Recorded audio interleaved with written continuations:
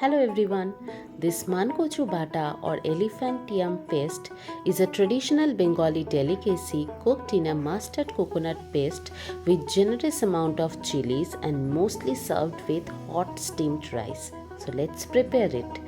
Cut the kochus in small pieces and rinse the water and make it dry so that it doesn't itch your throat. Then in the blender, add some grated coconut, green chilies, mustard seeds, mustard oil, and to taste some sugar and salt and blend it to a smooth paste.